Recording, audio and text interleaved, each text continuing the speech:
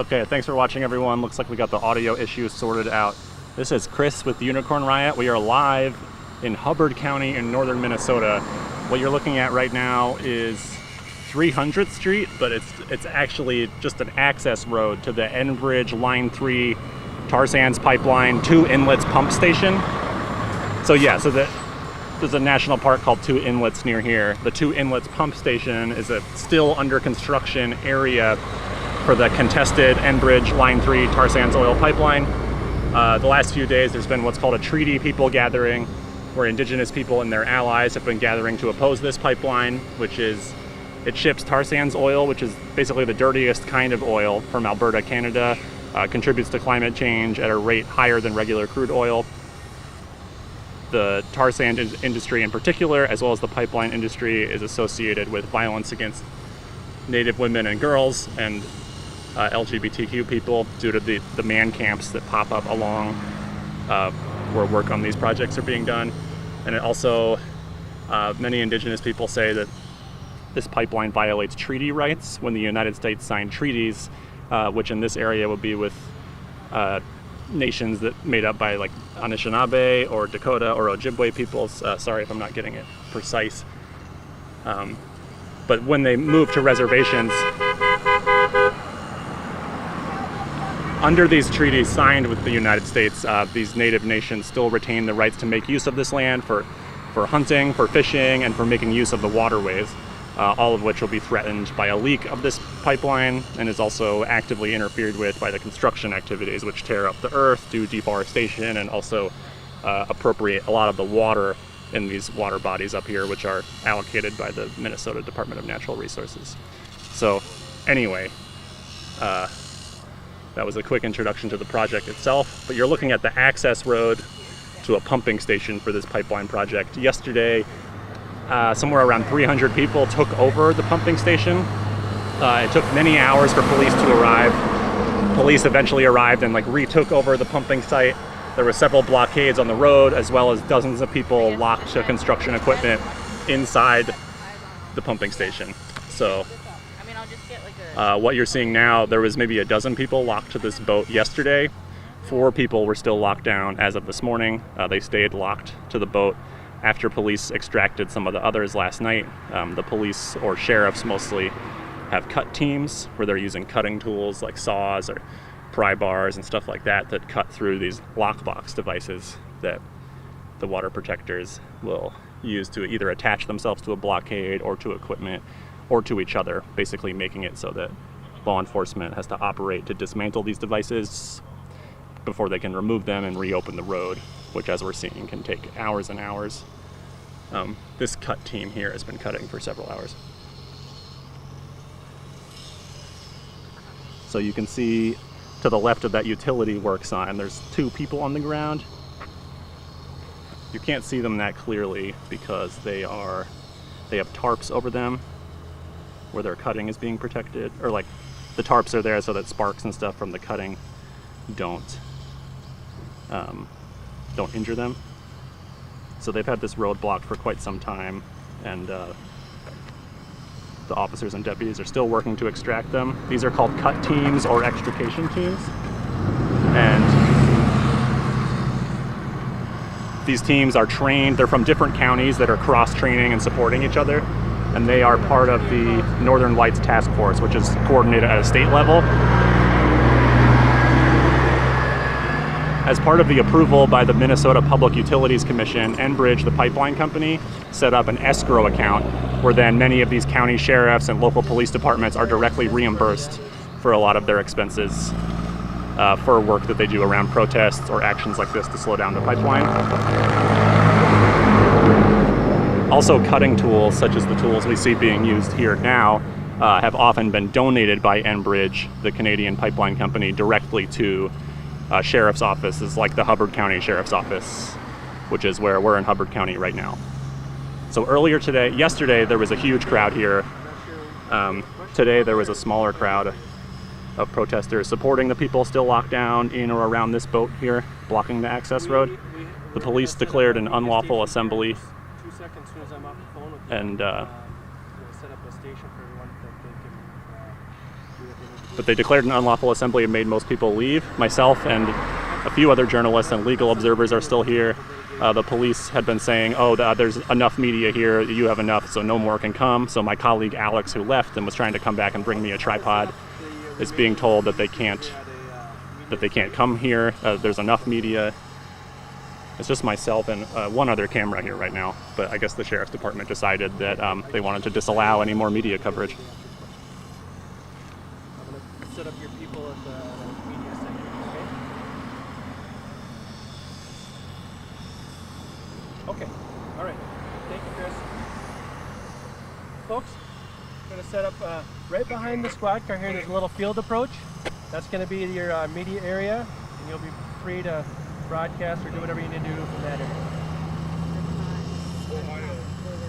We're gathering news. We're news gathering. We're actively gathering news of this situation that is not available there. You can certainly do so from right there. Excuse me? You can do it from right here. That's Want to look? It's completely different. going to be the media area. Choose not to go there. Then, Just letting you know that this is not. We're not. Okay. We're you news gathering. guys want to move back to the media area? I mean, I have a perfect shot of like what I need to do for my company.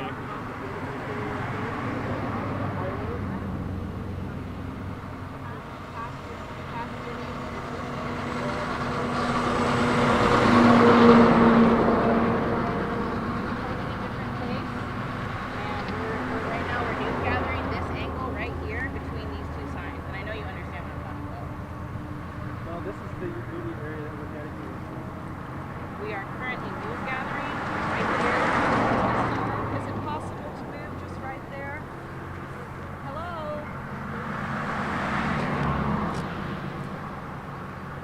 Hello, I'm not media.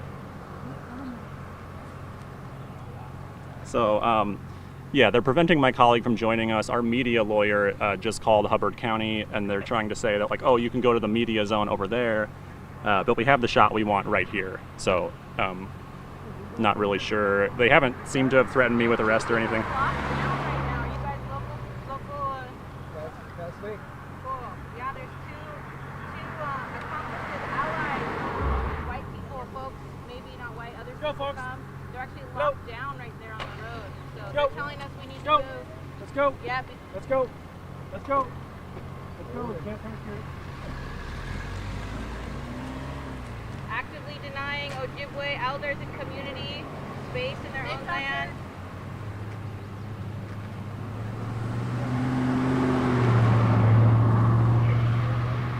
Folks, it's 3:25 p.m. I'm giving you a lawful order to move back to the media area. Okay? 3:25? 3:25 p.m. I'm giving you a lawful order to move back to the media area. Is that a dispersal Sounds like order? my That's a lawyer needs to dispersal call order, you yes. again. So we just had our media lawyer call Hubbard County, but it seems like the way they're responding to... Just called your lawyer. Yeah. So that guy just got off the phone with our lawyer, but he seems to just be saying, oh, move where I tell you or else I'll arrest you. So, yeah.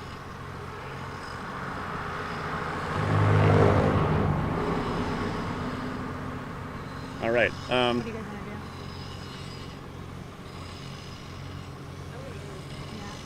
They're going to give a second.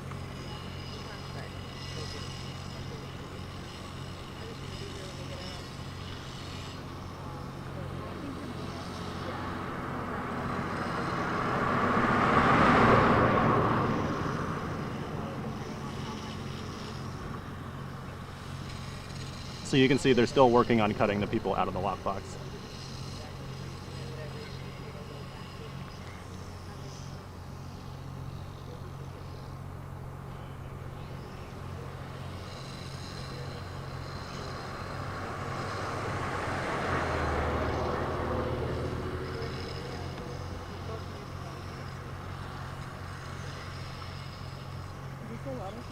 Yes, please.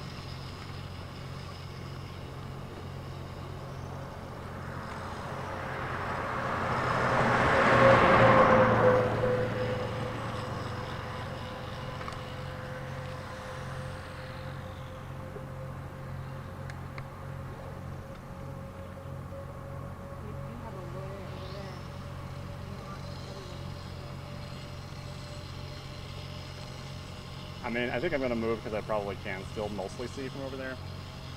Like, it's bullshit, but. Okay, so why can't we just go down there? That's what I asked and you wouldn't answer.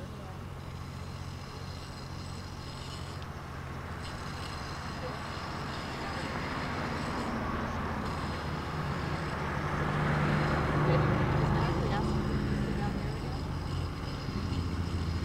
Yeah. Yeah, I think that.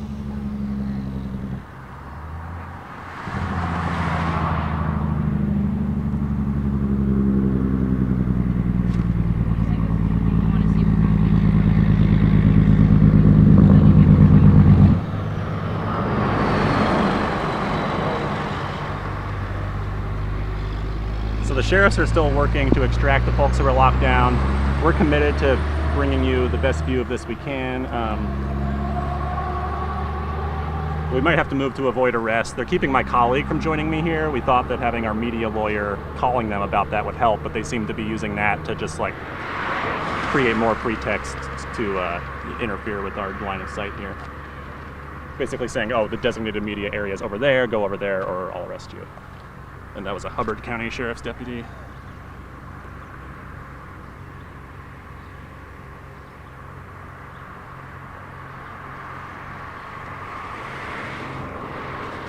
Alright, I'm gonna move. Alright. So just bear with me here. We're trying to continue to document this situation for you while also not getting arrested while gathering the news, although we've been threatened with such. So, you know, we'll see what happens. We'll see if we can view things from over there. We thought having our media lawyer contact them would help, but it seems like they're just retaliating, making things worse.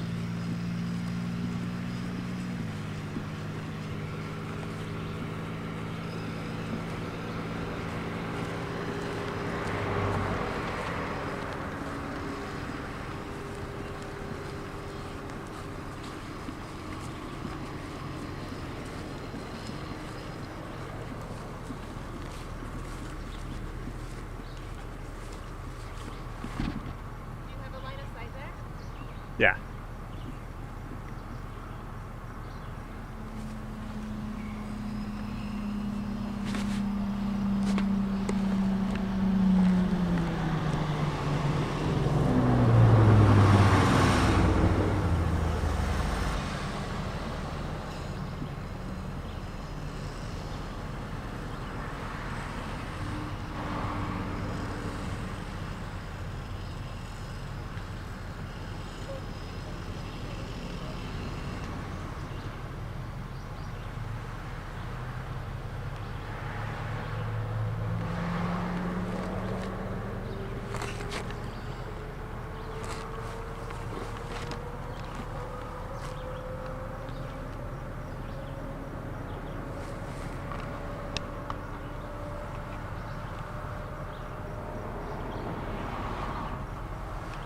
Sorry, the sheriffs won't let Alex bring me a tripod, so just give me a second here.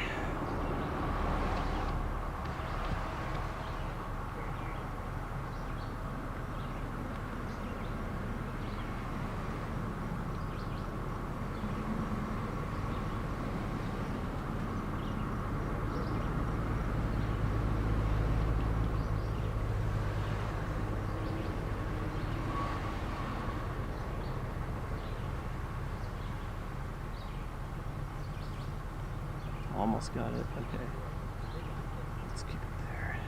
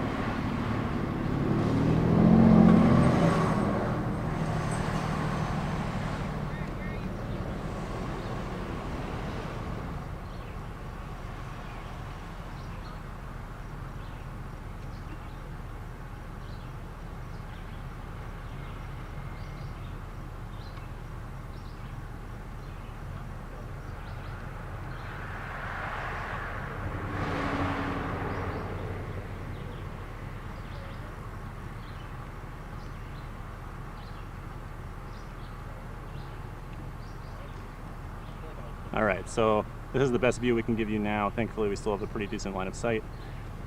Different sheriffs and officers whose timesheets for today, I'm pretty sure, will be paid from the Enbridge escrow account, are working to still cut out the water protectors who are locked down. You can see they've got some sort of, I don't know if that's like a pry bar or the thing they use to squirt water. Yeah, the new angle that they sent me to, under threat of arrest if I didn't move, I can't really see the saw blades cutting like I could at the spot I was at before.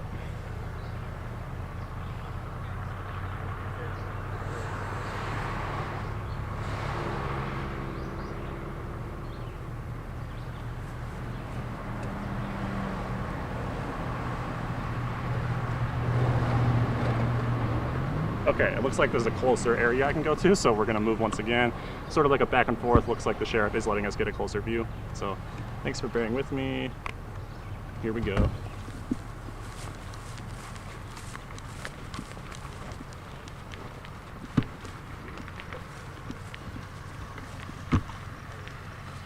And so this site you see over to the right here, that is the Two Inlets pump station for the Enbridge Line 3 pipeline. That's what the water protectors, several hundred of them, occupied yesterday, locked themselves to equipment.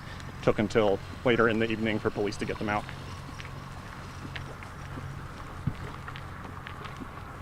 Okay, yeah, this. A little compromise, so this is going to be your general media area right Okay, here. this is a decent line of sight. No past the red flags I put up though for Okay, you, okay? appreciate the clarity. Excuse me, sir. So I can let them know that it's okay for her to come over here. You can just tell them that Hubbard County's going to look good. Yeah.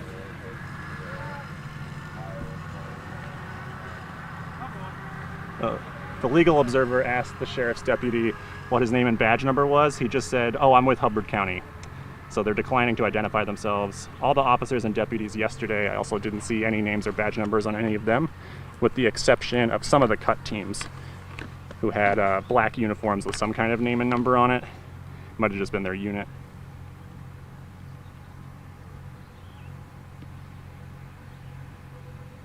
Okay, so we can see the saw again, thankfully. So yeah, they're still cutting into the lockbox there.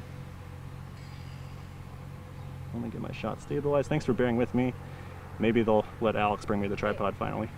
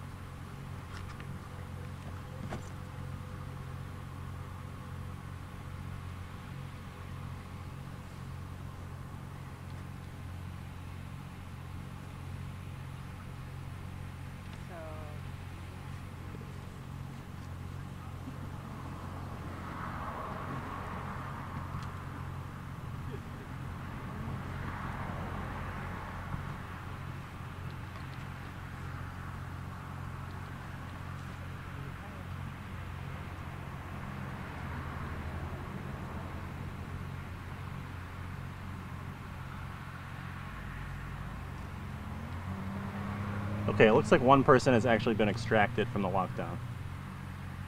The person in the green shirt, you can see him standing right above the utility work sign with a beard. So yeah, we missed some of the action there while there was the, I guess we can call it negotiations with the deputy about where we could or couldn't be.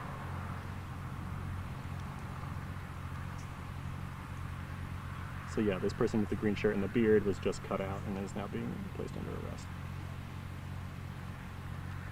Yeah, and so these cut teams, also called extrication teams, that extract protesters from these lockbox devices, they're trained as part of the Northern Lights Task Force. Sometimes their equipment is donated directly by Enbridge, the pipeline company.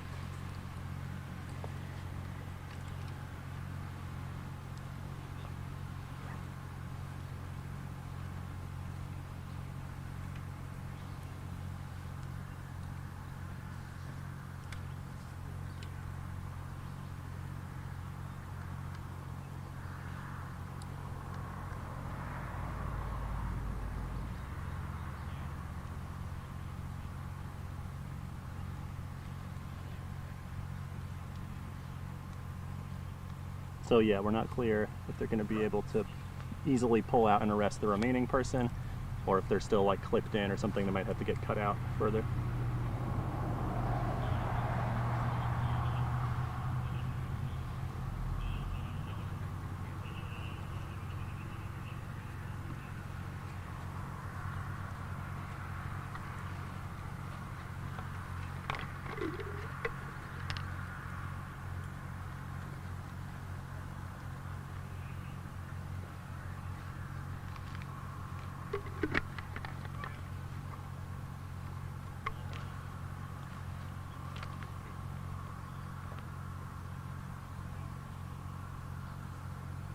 So I believe one of the two last people locked down has, at least one of them has for sure been arrested. I'm unclear if they've already removed and arrested the second person or not. If we keep watching for a second here, hopefully we'll know soon.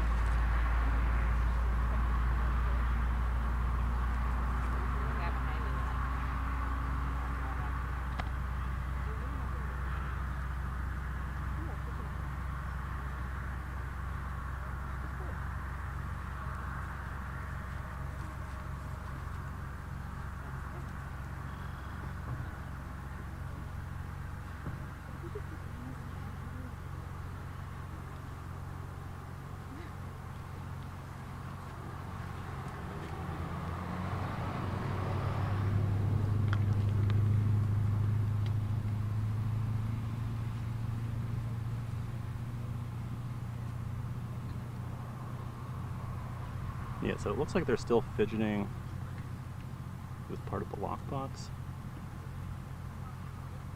Maybe some of y'all watching at home. Okay, they've removed the lockbox entirely, so that must mean they've arrested both individuals on either side of it.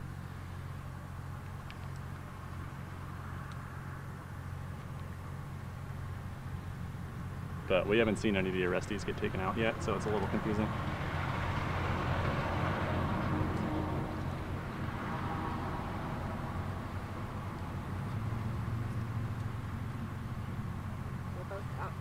Yeah, looks like they cut both people out, so they're both under arrest now.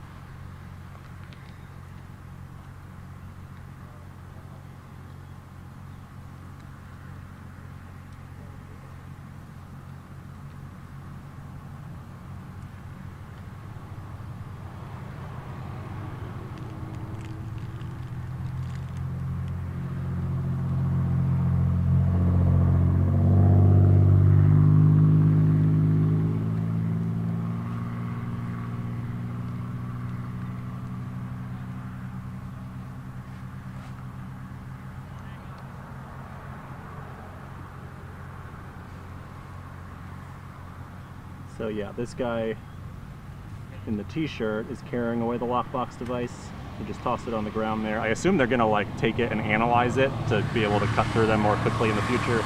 Might also submit it as evidence. Is this car in there, So that might be transporting the arrestees to the Hubbard County Jail, if I had to guess.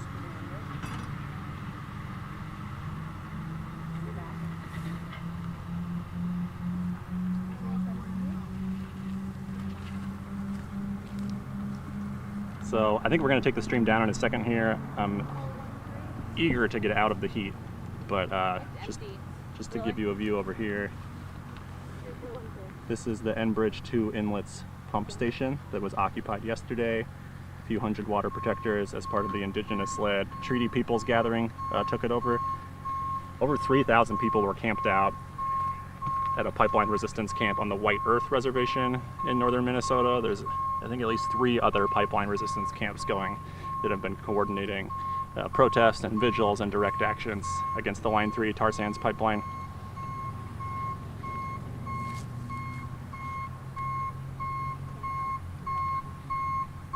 Oh, they're going to bring in the tow truck for the boat. We might want to show you that.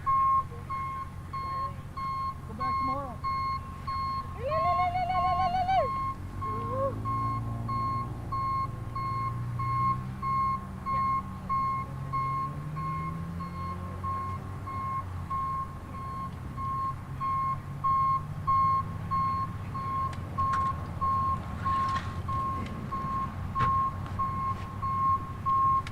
So yeah, it looks like they're going to try to tow the boat out of there.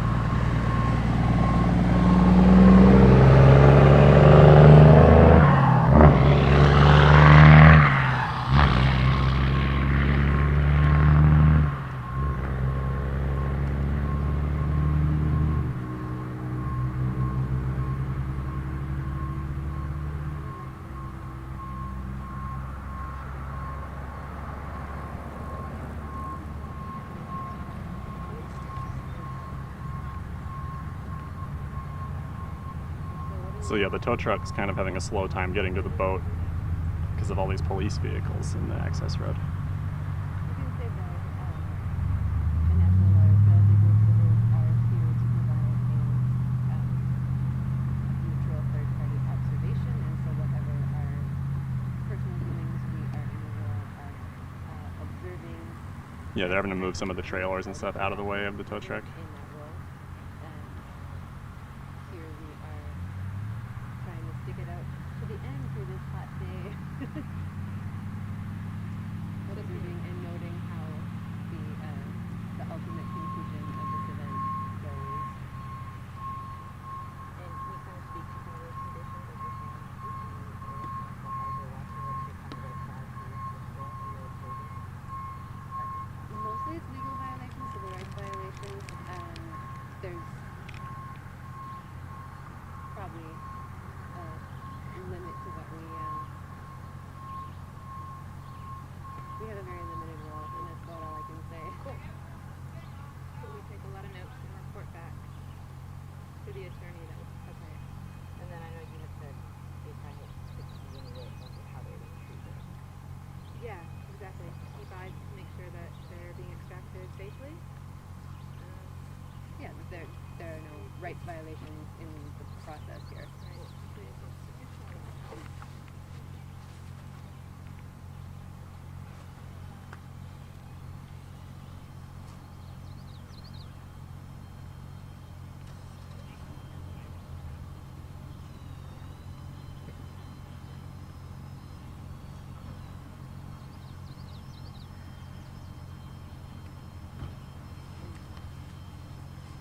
So some of the other sheriffs and fire vehicles are starting up. I'm guessing they're going to have to move to clear a path to tow the boat out.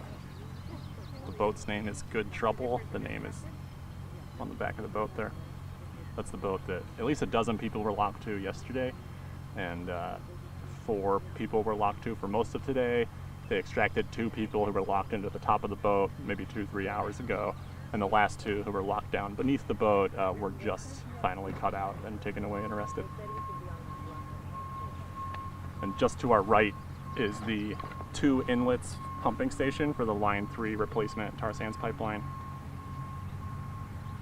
which is the permit process for that pipeline is currently contested in 2 different lawsuits at the federal level and at the state level in Minnesota. And there's a pretty controversial situation with the law enforcement here where they're being paid after the fact, reimbursed through an escrow account where Enbridge, the oil pipeline company, puts money into this account, then it's administered by state officials who will reimburse the police and the sheriffs. So I believe all their hours worked today, probably a fair amount of overtime, probably the cost for the tow truck, things like that, will be paid by the pipeline company.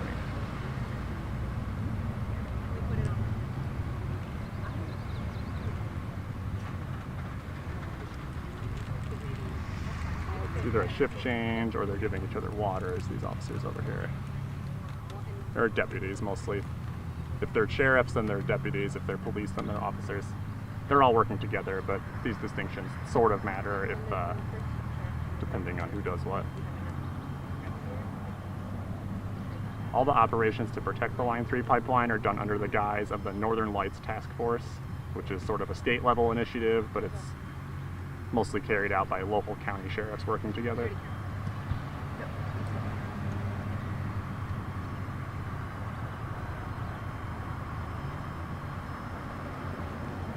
So the cut team that extracted the people from the lockbox is wheeling their tools away.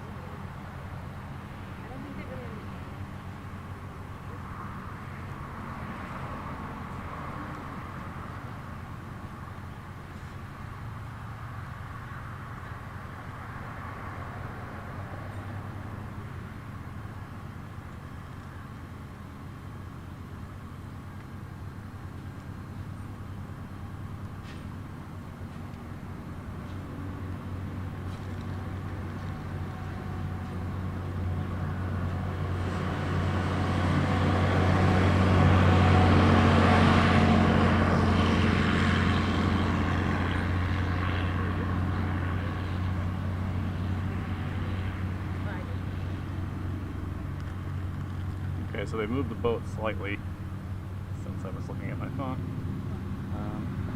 We're gonna get to see it go out to the road here in a minute, I believe.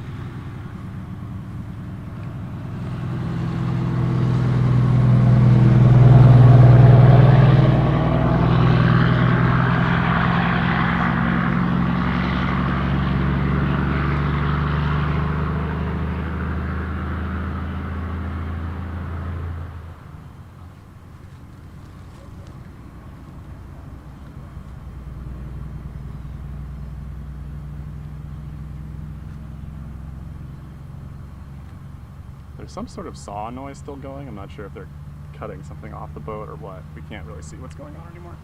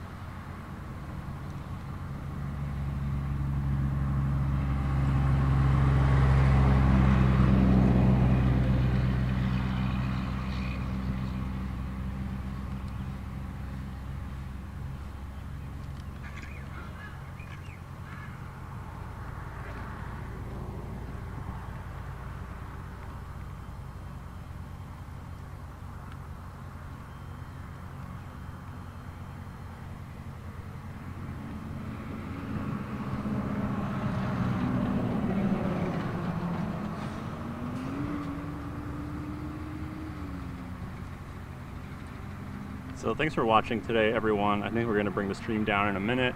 They haven't completed towing the boat out, but they sort of moved it off the road. Oh wait, okay, never mind. I stand corrected, the boat is on the move. It's getting towed.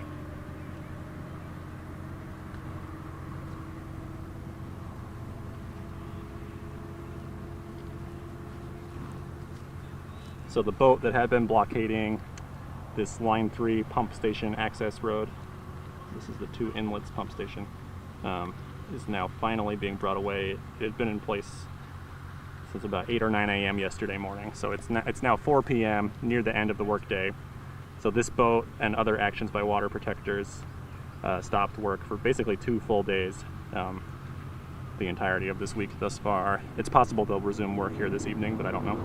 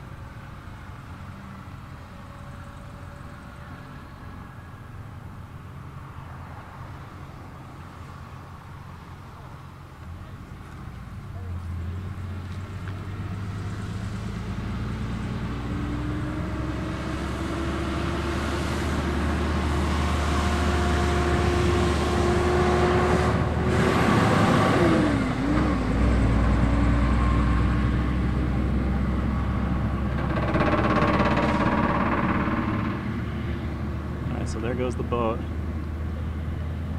2 business days later, they were able to get it out.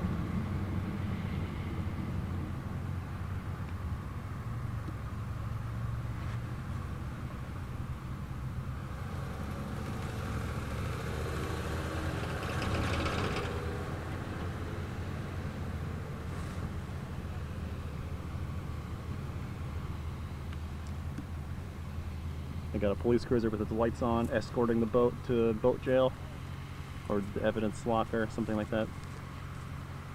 Alright, so, I mean, that about does it for the action today. I assume the police are gonna, keep searching the scene or do their little after-action report kind of stuff. And so this has been Chris for Unicorn Riot, reporting live for you from northern Minnesota, Hubbard County. What you see right here is the access road to what you see over here, which is the Line 3 Two Inlets pumping station. This pumping station is still under construction. It's part of tar sands oil is very thick. It needs to be diluted and also pumped at a high pressure to get through the pipeline to the refineries in Wisconsin, where then it's going to be shipped for export for international use. The tar sands comes from the Athabasca tar sands region in Alberta, Canada. Tar sands is one of the dirtiest forms of fuel on the planet. Maybe only shale oil is dirtier. So opponents of this pipeline, it's been an indigenous-led movement. Indigenous peoples from the northern Minnesota region, the Anishinaabe and Ojibwe and Dakota peoples have opposed this pipeline, saying that it violates their treaty rights to make use of land such as the land we're on here. They didn't cede all of this land when they signed treaties with the US government. They retained rights to use it, to use the water, to hunt and fish. And just the work being done to construct the pipeline, as well as the prospect of a very destructive oil spill, threatens those treaty rights, according to many of these peoples. Many tribes in the area have signed on to both state and federal lawsuits against the Enbridge Line 3 project. Some of the tribes have allowed the pipeline to go through their lands or taken money in order to drop their challenges. Enbridge has a lot of money. The pipeline industry is associated with increased sex trafficking and sexual assault, specifically against Native women and girls in areas through which the industry comes, often when building these pipelines. 2 Enbridge workers for the pipeline contractor Precision Pipeline LLC were arrested in an underage sex trafficking sting just earlier this year. So this is an ongoing thing. Anyway, so the Treaty Peoples Gathering just took place on a camp on the White Earth Reservation in northern Minnesota. I believe there's another occupation ongoing at a river crossing for the Enbridge Line 3 pipeline at the headwaters of the Mississippi River. And so, yeah, yesterday hundreds of water protectors occupied this site, shut it down. Many of them locked themselves to equipment. A large task force of police and sheriffs in riot gear quickly came in from this way, where there wasn't as many people, took the site over, trapped people inside, arrested most of them. Took them a few hours to cut down the people who were locked to equipment. And then this road blockade with the boat lasted through the night. People stayed locked down through the really intense thunder and lightning storms that came through the area around 1 or 2 in the morning. And then people stayed locked down until you saw them on our stream getting cut out just now, and they took the boat away. So I am eager to get out of the sun. This is our second day of pretty intensive streaming to bring this story to you. So thanks everyone for watching. This has been Chris with Unicorn Riot. If you appreciate our coverage and want to enable us to do more of this sort of coverage in the future, please go to unicornriot.ninja/donate. Your donations is basically, donations and grants are the only way we're able to continue doing this work. If you can't donate, no worries. We'll never put any sort of paywalls or advertisements on any of our content. We think it should be available to everyone in full for free, regardless of your income. Anyone that does have disposable income, though, you can help us continue to provide that service. So unicornriot.ninja/donate is the place to support. If you want to learn more about the ongoing campaign against this pipeline here, there's a lot of information from some of the water protector groups. You can check that out at stopline3.org. I would also look up the GINIW, G-I-N-I-W collective on Facebook and Twitter. They have a lot of updates. Also check out the reporting by The Intercept. Will Parrish and Aileen Brown have done some really phenomenal work exposing the police collaboration with the pipeline company, including getting directly paid by Enbridge through this escrow account situation. They got a lot of good documents with a lot of detail. Definitely encourage you to check it out. So yeah, we're going to take the stream down. The UR people running the back end, thanks so much for your help today. And again, yeah, if you want to support our work, just go to unicornriot.ninja/donate. Thank you so much. We're going to take the stream down. This is Hubbard County, Minnesota. Thanks for watching.